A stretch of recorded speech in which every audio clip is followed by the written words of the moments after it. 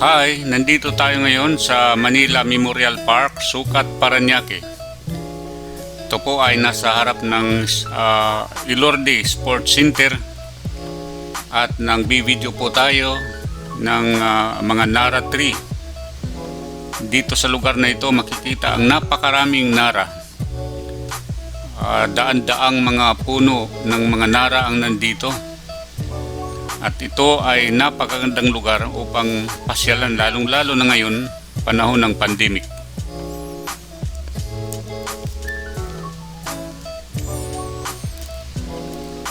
Napakagandang tingnan at ito'y nagbibigay ng maraming oxygen at kailangan ng ating katawan.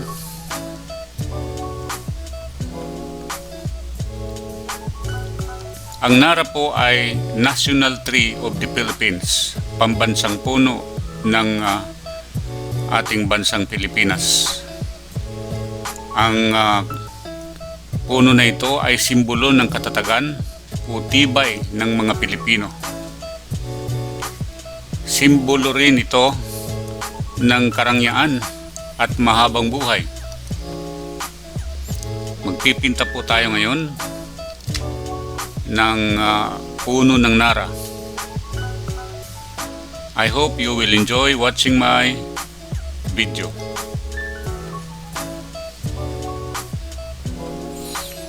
Ang Nara o rosewood, ang scientific nito ay Pterocarpus indicus. Ang puno ng Nara ay napakalakas mag-absorb ng carbon dioxide at naglalabas ito ng makapal na oxygen na kailangan ng tao.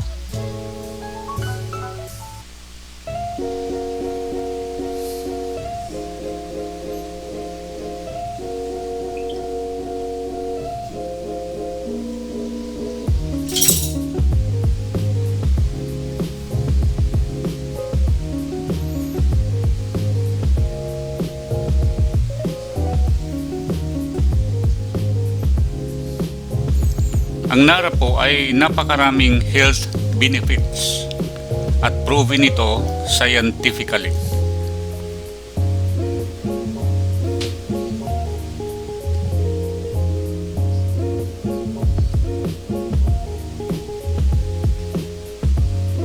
Ang Nara po ay mayaman sa antioxidants.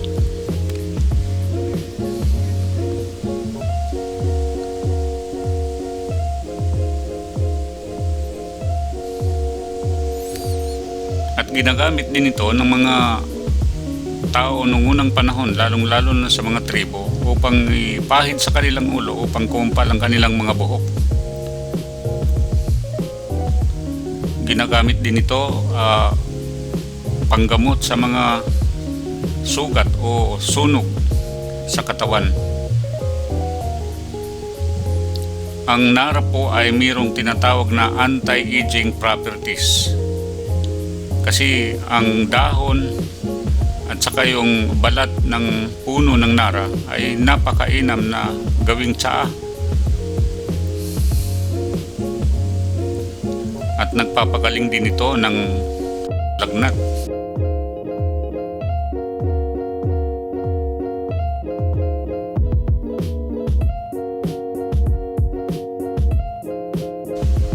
Ang nilagang dahon o bark balat ng puno ng Nara ay iniinom pagka mayroong sakit ang tiyan o kaya diarrhea, pagsusuka o pagtatai.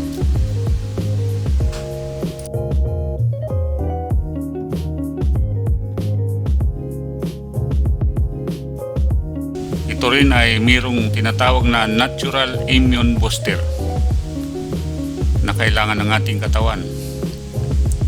Mainam din ito na panggamot sa kidney stones. Kung kayo ay mayroong problema sa bato, ay dapat lamang na magtsaa kayo ng dahon ng Nara, kaya balat ng Nara, araw-araw upang maiwasan natin ang sakit sa bato or kidney stones. Kaya mainam na ang mga may edad na 40 pataas ay dapat na umiinom ng tsaa ng Nara. Ang Nara po ay isa sa pinakamahal na kahoy sa buong mundo.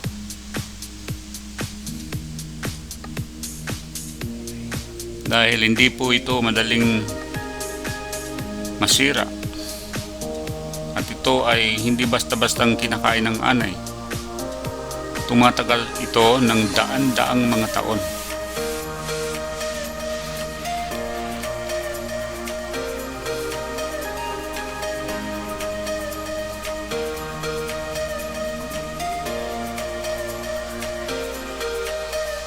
Kapag ang bahay mo ay mayroong mga muebles na Nara,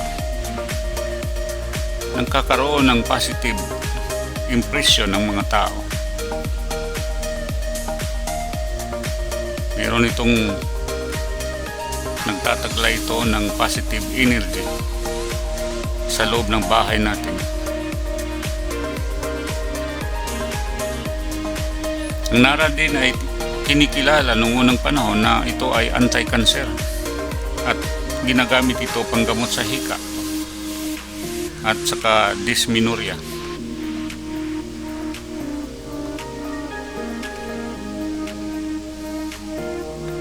Ang Nara ay nagsisimulang mamulaklak mula February hanggang sa May.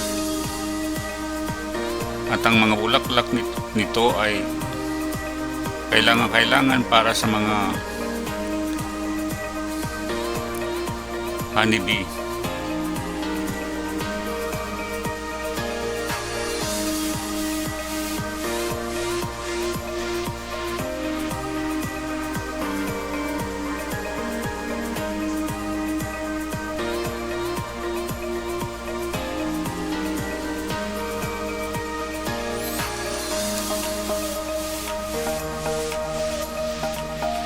Napakainam na magtanim ng puno ng Nara sapagkat ito ay malakas mag-absorb ng tubig at dahan-dahan ito nire-release sa lupa ang tubig.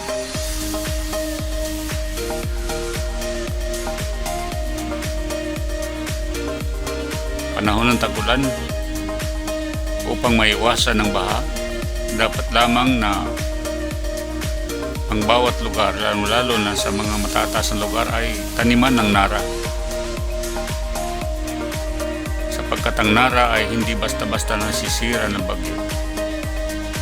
At pag umulan ay inaabsorb nito ang tubig at dahan-dahang inire-release ito upang hindi maubusan ng tubig ang mga creeks o mga ilog.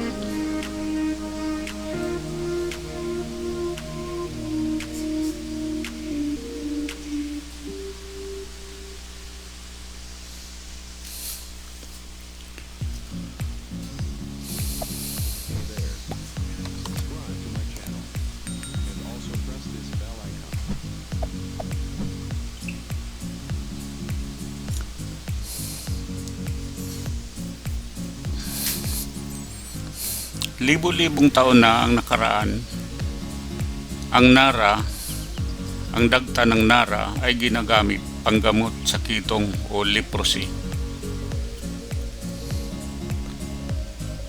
Ginagamit din ito panggamot sa rheuma, arthritis or diabetes.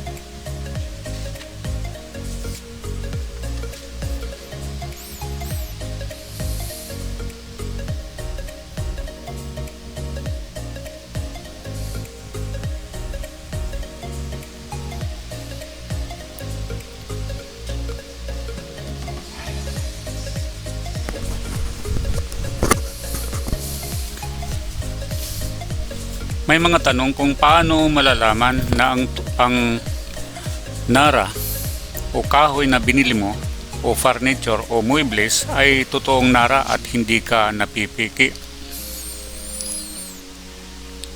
Ibabad mo sa tubig ang kahoy na nara at unti-unting lilitaw ang natural oil nito kahit matagal na. Ito ang wonders ng nara. Ang kulay ay green at may pagka-asol o violet. Ito ay parang krudo o langis. Ito ay hindi magagawa ng ibang mga kahoy, lalong-lalo na kung matagal nang na-stock. Yan ang mga bagay na nakapagtataka sa kahoy na nara. Marami pa ring wonders ang nara. Kung sa isang lugar ay maraming puno,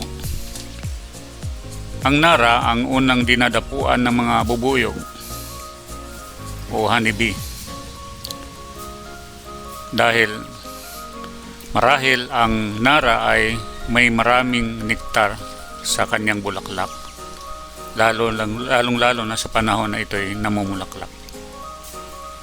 Ang herbal, nektar nito ay medicinal at ginagamit na herbal ng mga tao nung unang panahon.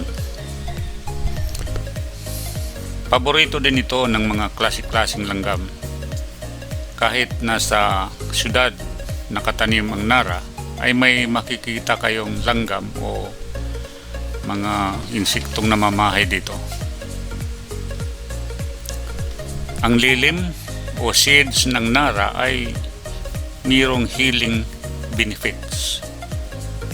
Dahil ang nara ay mabilis mag-absorb ng carbon dioxide na galing sa tao, mga usok na galing sa sasakyan, at mabilis itong naglalabas ng oxygen na kailangan ng ating katawan.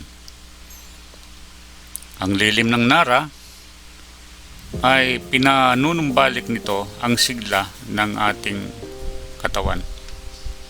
Kaya mainam na magtanim tayo ng nara sa iba't ibang dako ng ating bansa. Liban sa ito ay ating national tree, ito ay mayroong taglay na nagpapagaling sa ating mga katawan.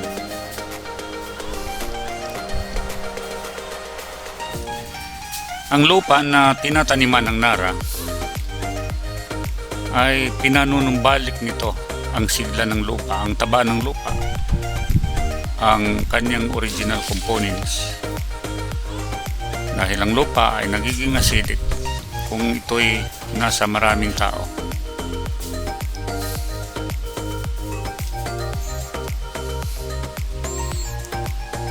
Kaya pag may nakita kayong maraming nara na puno, tsak ang ilalim niyan ay matabang lupa.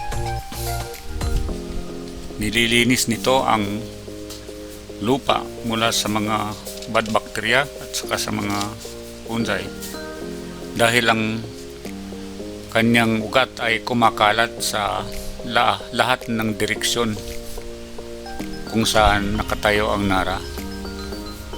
Kaya magtataka kayo kung bakit ang nara ay hindi bastang natutumba pagdating ng mga bagyo. Kahit na hindi natin pinuputol ang kanyang mga sanga, andyan pa rin ang nara nakatayo. Kung matumba man siya, siguradong natumba na ang ibang mga kahoy sa kanyang paligid. Ang kanyang lilim ay nagpapalamig sa lugar. Kaya maliwalas sa kondisyon ng ating pakiramdam kapag tayo nasa ilalim ng nara. Ang Hebrew name o meaning ng nara sa Hebrew ay she is the one admired, or she who must be admired. Kaya ang nara ay parang queen ito. Kaya ginagamit ito ng mga hari noong unang panahon, libu-libong taon na ang nakaraan, na kahit na ang templo ni Solomon ay may mga part na nara dahil ang bahay ng hari, ang loob nito ay may mga nara na mayroong mga magagandang carving. Kasi ang nara ay mamula-mula at may pagkayelo na parang kulay ginto. Kaya ito ay simbolo ng pagiging royal or the majesty. Maraming tawag sa iba't ibang bansa sa Asia ang nara. Ito ay rosewood, prado wood, redwood, red sandalwood o almug or algum, almug tree, almug tree of Ophir or Ophir tree.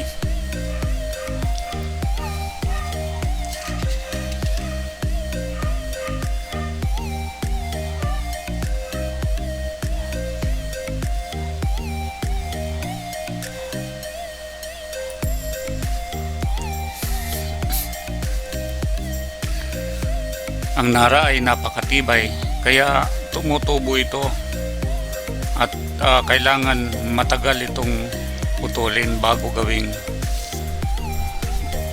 kagamitan sa bahay. Maabot ng daan-daang taon. At ito ay tumutubo sa taas na 25 meters or more o more than 100 feet. The more na matanda ang nara, the more na ang kahoy nito ay napakaganda, matibay.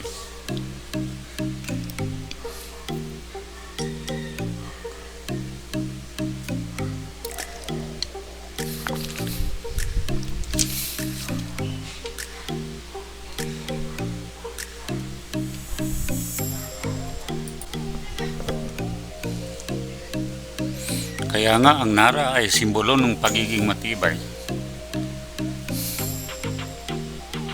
matatag. May nagtanong kung paano ba magpinta katulad ng ginagawa ko ng nara o mga punong kahoy. Madali lang yan dahil lahat naman ng bagay ay natutunan kung nanaisin mo. Kung gusto mo, may paraan. Kung ayaw mo, marami kang dahilan. Ngunit, iba naman talaga ang taong gifted o talented. Taong talentado. Yung ating mga talento ay bigay ng Diyos. Ang importante, kailangan malaman natin kung ano ang talent na binigay ng Diyos sa atin dahil ito ay kayamanan. Ang kayamanan, hindi lang yung pira, pundo natin sa bangko. Kung anong talento na meron tayo, yan ay kayamanan na kailangan nating pagyamanin.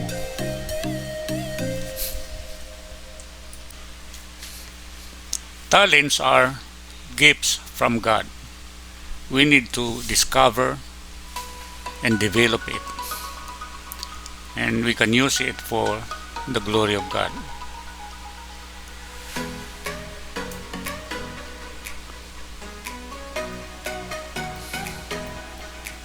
Kung ikaw ay gifted na isang pintor, dapat lamang na gamitin mo yan at i-develop. Ang lahat kasi ng tao, mayroong mga talento na pinagkaloob ang Diyos. There are so many talents given by God. But we need to know them. We need to discover our talents.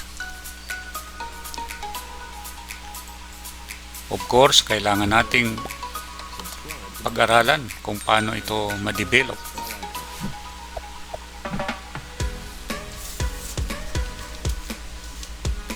Yung pagiging pintor or artist, ang pagpipinta ay isang expression ng isang tao. Expression of oneself.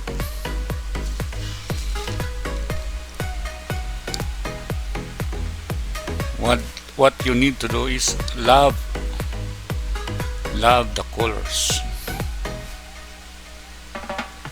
Para sa akin, ang aking pagpipinta, hindi ko art ito, but I'm just expressing the arts of God, because God is the greatest artist. For me, to paint is to rest. Ako po ay nagpapahinga kapag ako'y nagpipinta. It is to rejoice. To paint is to relax. Not a hard work or trouble. For me, painting is freedom. It's liberty. Hindi ako alipin o nakakulong sa isa lang style or concept. I can paint everything under the sun as long as the elements of arts are present.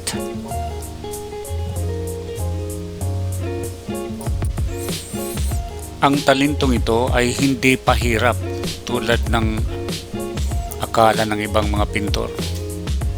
Yung iba pag nagpipinta, nagtatago, ayaw magpadisturbo, mainit ang ulo, at mukhang nahihirapan, di na maalagaan ang sarili, dahil daw sila ay mga full-time artist.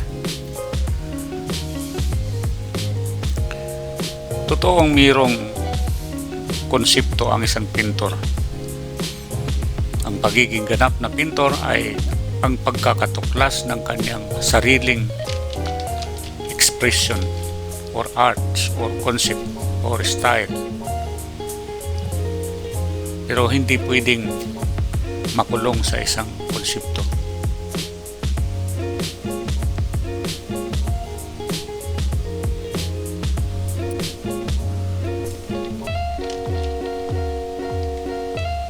May mga artist na mabilis ang pagtanda dahil napaka-seryoso nila sa pagpipinta. At kung minsan sinasabi ng iba na ang kanyang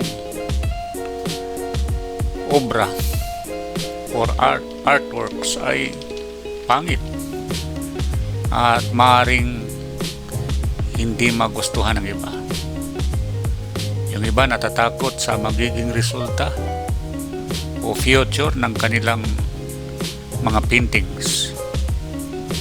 Ang katotohanan, bawat obra, bawat painting, bawat creation ng isang tao ay mayroong katapat na tao rin na magkakagusto niyan.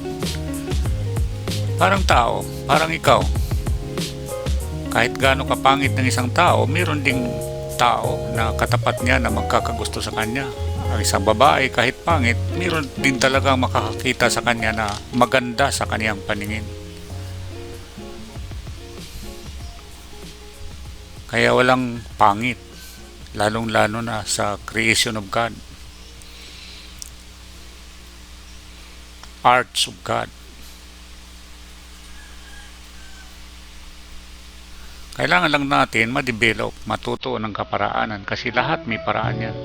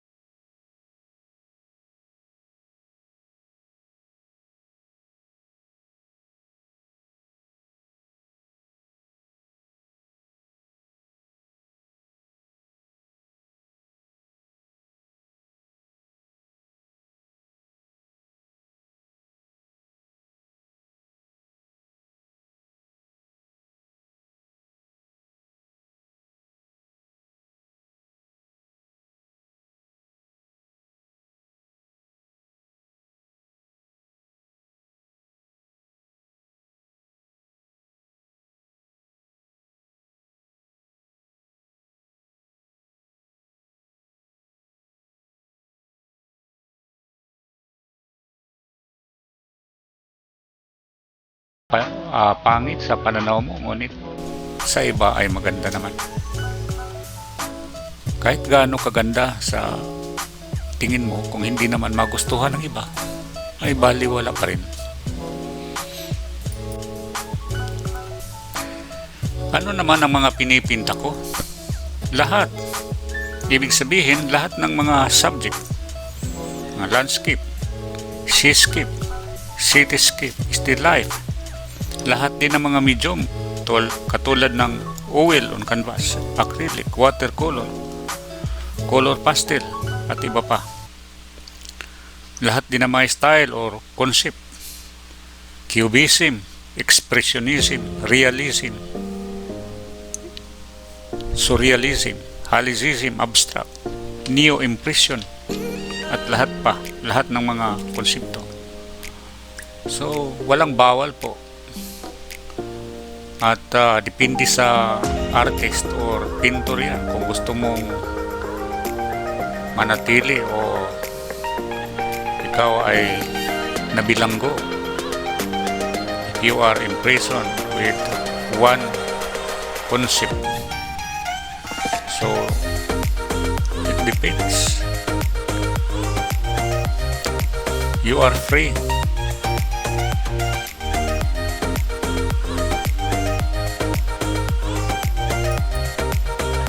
Ang importante ay masaya ka. Enjoy the talents, the gifts from God.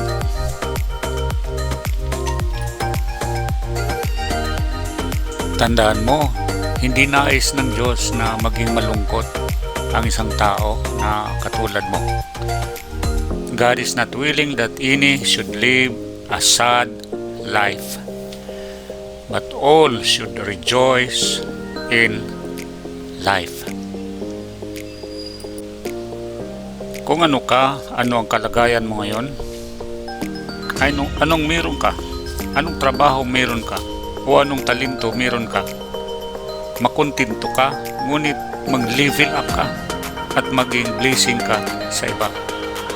Kasi nabubuhay tayo dito sa mundo hindi para lang sa sarili natin, kundi para din sa iba. May mga nagtatanong kung paano gumawa ng tsaa mula sa nara. How to make a tea from the nara tree. Mas mainam yung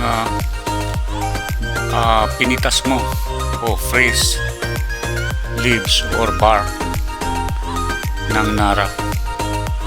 Yan ay lalagain mo at iinumin. Lalagain mo at gagawing tea or tsaa. Napakaganda ito upang matanggal ang mga sobrang taba sa ating mga katawan. It will burn unwanted fats in our body. At mayroon din itong antioxidant. It will also fight cancer. At mayroon itong tinatawag ng autoimmune booster. Yung mga sumasakit ang kanilang tiyan panahon ng menstruation ay napakainam inumin ang tsaa upang ma-relax at mawala ang sakit. It will also relieves joint pains kasi ito ay mayroong anti-inflammatory. Binubuksan din nito yung mga bara ng ating mga maliliit na ugat. It will open clogged blood vessel, and it will treat also urine infection. So napakaganda ng pag-inom ng tsaa ng nara.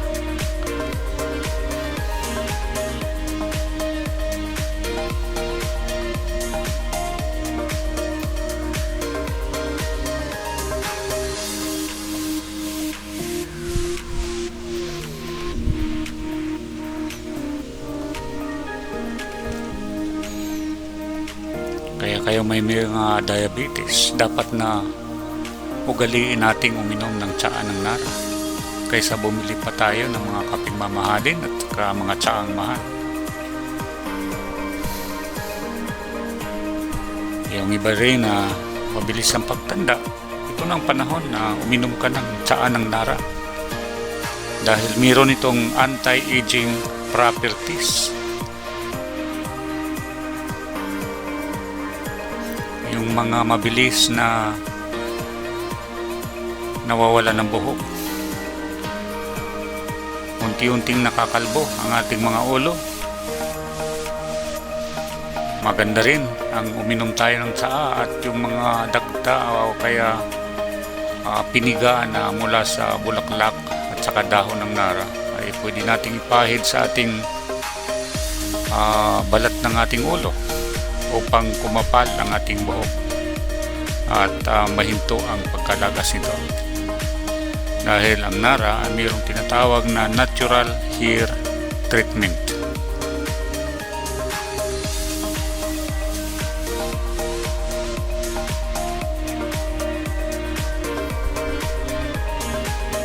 Masakit ang ulo, magandang uminom ng tsaa ng nara. Mayroon kang dysmenorrhea. Yan.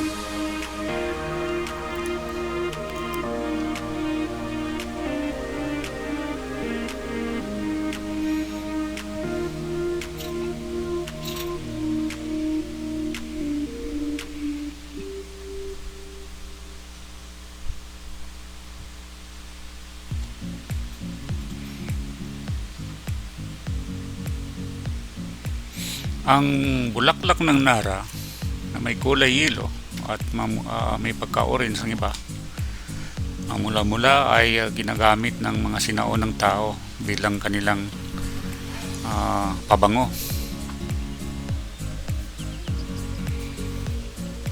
Kuminsan ang mga bulaklak nito ay dinadala nila sa kanilang mga kwarto upang maging presko ang hangin at kwarto nila.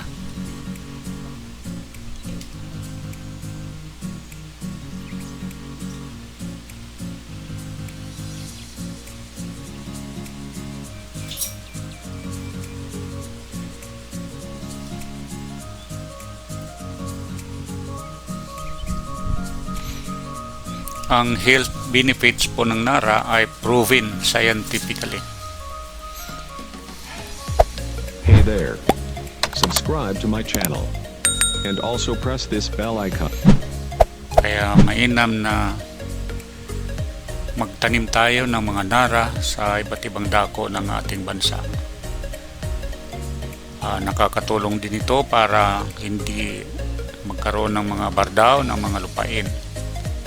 Dahil ang ugat ng nara ay matibay at kumakalat ito sa lahat ng direksyon at sa ilalim ng lupa. Kaya hindi basta-bastang natutumba ang nara.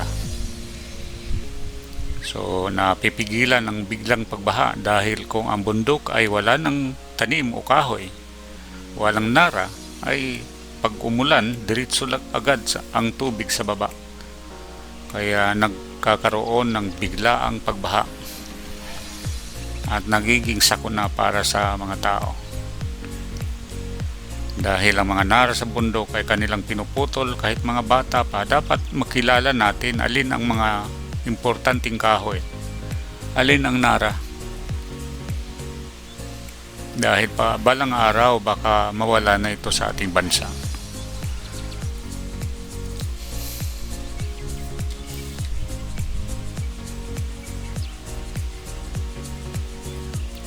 Kung gusto mong makaiwas sa high blood, panahon na para tayo ay uminom ng tsaa ng nara. Dahil pinapaganda nito ang daluyan ng ating mga dugo na nagdadala ng oxygen sa bawat bahagi ng ating katawan upang maging masigla, upang maging strong, upang maging kondisyon ng ating katawan, ang lahat ng parte ng katawan. Dahil pagka hindi nasusuplayan ang isang parte ng katawan ng oxygen, ay magkakaroon tayo ng problema.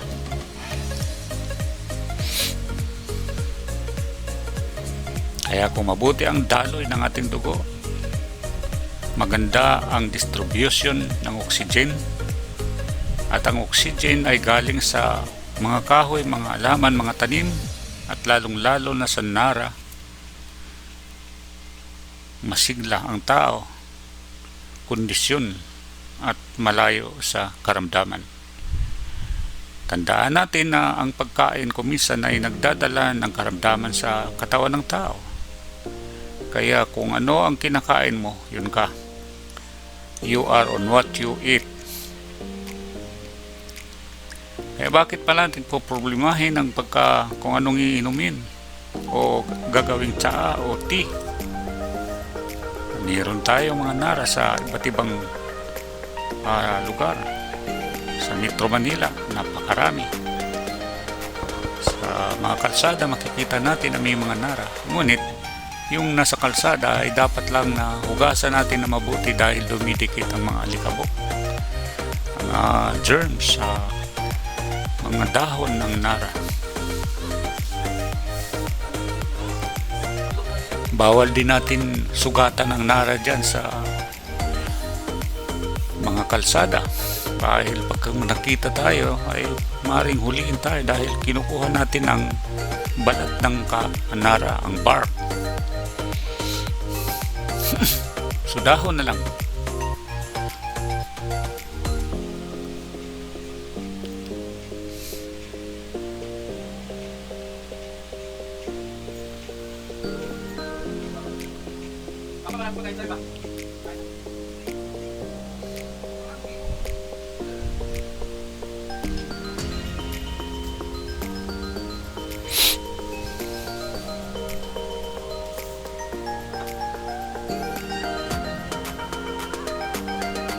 Sa katawan ng tao, minsan meron tayo mga ginto sa ating sa kamay natin. Sa loob ng bahay, ang ginto ay ang mga mamahaling furniture o mamahaling muebles na katulad ng nara. Parang ginto na rin ito, lalong-lalo na noong unang panahon pa ng mga hari.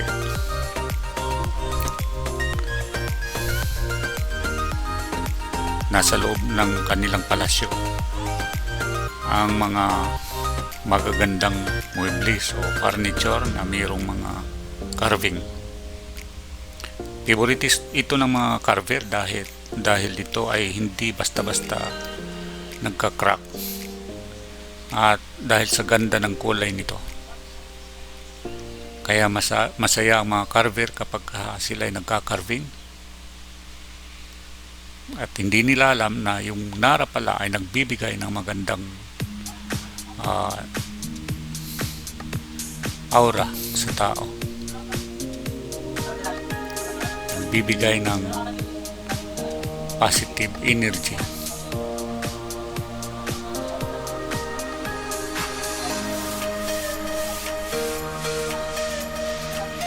Kung mayroon kayong mga tanong, maaari kayong mag-comments dito sa aking YouTube.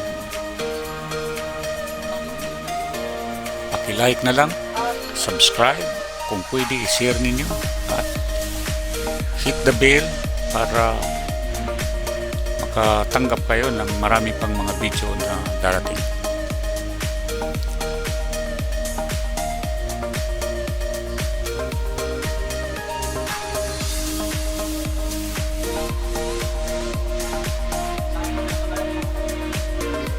Kung gusto rin ninyo matuto kung paano magpinta tulad ng landscape, still life, pwede rin kayo mag-comments.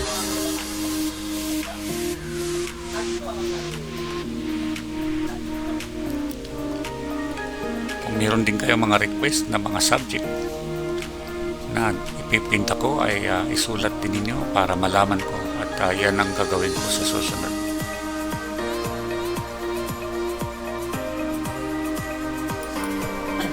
Ang dahon ng nara na ginagawang tsaa or tea ay maganda rin na panggamot sa hika o asma. Pinapatibay rin ito ang lungs natin, yung ating mga baga. Lalong-lalo na kung ang dahon ng nara ay paghaluin mo sa lagundi. Dahon ng lagundi at dahon ng nara ay napakainam para panlaban sa pagkakaroon ng asma upang maging kondisyon palagi ang baga natin na di tayo madaling magkasipon, magkaroon ng pneumonia o pulmonya. Napakaganda ng dahon ng nara na hinahaluan ng lagundi, dahon ng lagundi. Pag yan ay ginawa nating tsaa or tea, nara leaves, lagundi leaves, napakagandang kombinasyon, pakondisyon sa ating mga baga. At siguradong walang lung cancer kapag tayo ay umiinom ng nara tea na mayroong halong lagundi leaves.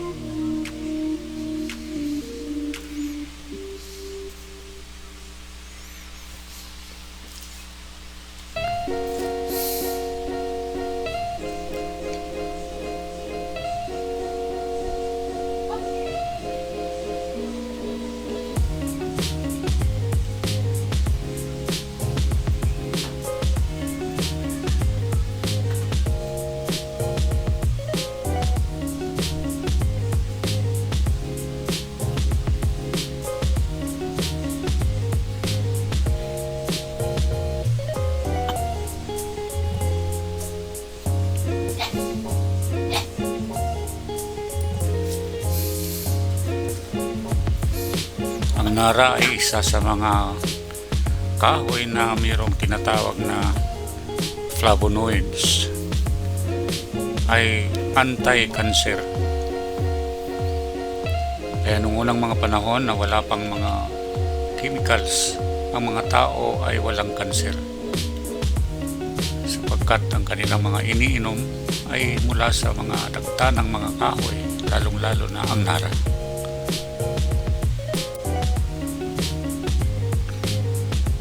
Kung marami ka pang nalalaman tungkol sa benepisyo ng nara, ay pwede mong i-share, pwede mong ilagay dyan sa comments sa baba. Kung ano man ang binigay ng Diyos na karunungan o kaalaman, ay ibigay natin sa iba. Ibahagi rin natin sa iba. Gamitin natin ang social media para sa tamang information. At dahil dyan ay nakakatulong din tayo sa iba sa pamamagitan ng karunungan o kaalaman.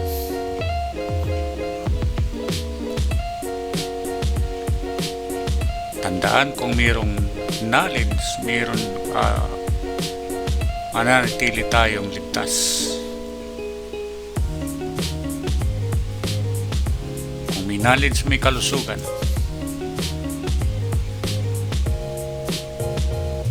Dahil ang knowledge ay kayamanan. Tandaan, kung may knowledge, walang maluloko.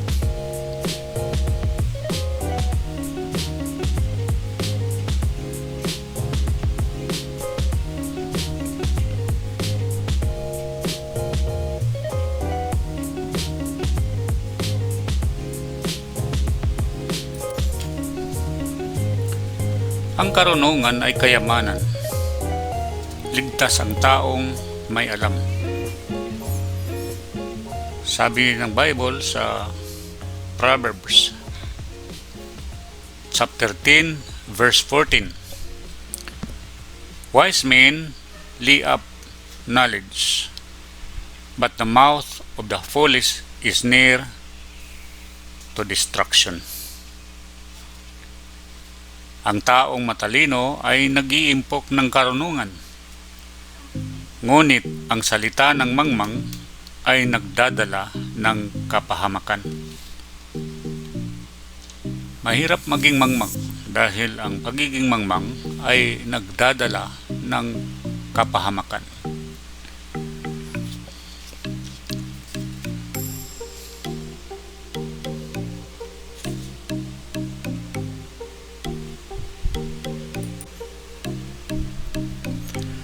Paano nga ba nagkakaroon ng karunungan ng isang tao? Sa Proverbs chapter 1 verse 7, "The fear of the Lord is the beginning of knowledge, but fools despise wisdom and instruction." Sa Tagalog, Kawikaan 1 verse 7, ang paggalang at pagsunod kay Yahweh ay pasimula ng karunungan. Ngunit walang halaga sa mga mangmang ang aral at mga saway. So paano daw nagkakaroon ng karunungan ng isang tao kung siya ay mayroong paggalang at pagsunod sa Panginoon, pagsunod kay Yahweh? Ito ang pasimula ng karunungan. Ngunit walang halaga sa mga mangmang ang mga aral, ang mga saway, ang karunungan. Hindi sila nakikinig sa mga karunungan, hindi sila nakikinig sa mga kawikaan, kaya ang kanilang buhay ay maaring mapahamak. Kasi sinasabi ng Bible, ngunit walang halaga sa mga mangmang ang mga aral at saway, at sila'y nababaling sa mga makamundong salita at karunungan. Ngunit ang karunungan na galing sa taas, ang karunungan na galing sa Diyos, ay nagtataglay ito ng kaligtasan ng bawat nakikinig.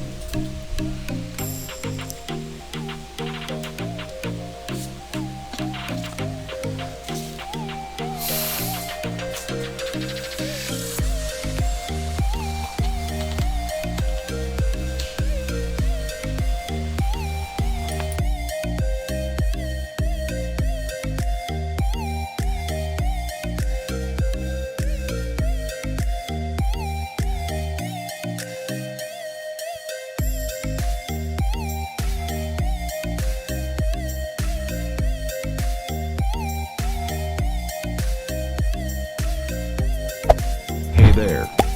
Subscribe to my channel. And also press this bell icon.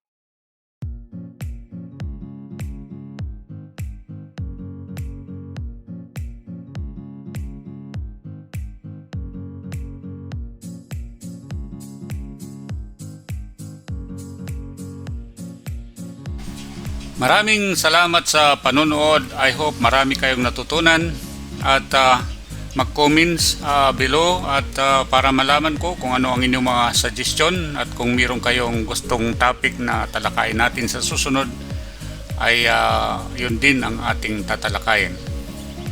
Okay, so please hit the bell at para matanggap ninyo ang ibang mga video sa susunod. At kung pwede i-share ninyo at huwag kalimutang mag-like. So pagpalain po tayong lahat ng Panginoon. So kung meron kayong time, lalong-lalo na sa taga Parañaque, punta kayo dito sa Manila Memorial Park. Napakarami pong puno dito at napakaraming nara. Kung gusto ninyong medyo makondisyon o mapreskuhan o maliwalas na hangin dito dahil malawak. So pwede kayong umistambay dito kung wala naman kayong ginagawa. Lalong-lalo na ngayon, panahon ng pandemic. So pwedeng pa isa-isa, dalawa, tatlo pupunta rito upang kayo'y magpasyal. Dahil sa lugar ng Parañaque, walang masyadong pasyalan. Kaya dito na lang sa simenteryo. Huwag matakot sa mga patay dahil ang buhay ang delikado. Napakaganda ng mga puno dito. Kung hindi ninyo nakikita ang nara sa inyong lugar, maaaring magsadya kayo dito sa Parañaque City, sa Santos Avenue, sa harap ng Ilorde Sports Center. So sa Sukat Road. Bago, kung galing ka sa Baclaran, bago dumating sa SMBF, yun po ang Manila Memorial Park.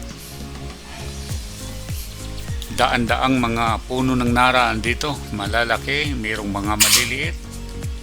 At kung ikaw ay pintor, gusto mong mag on the spot, dito ay mainam at napakaganda at marami kang makukuhang mga sceneries dito sa lugar ng Manila Memorial Park. May mga upuan din dito sa gustong magpasyal dito, mag-relax at kayo ay higop ng mga preskong hangin at saka ng oxygen dito sa lugar na ito ay maganda. Walang masyadong alikabok dahil malayo sa kalsada.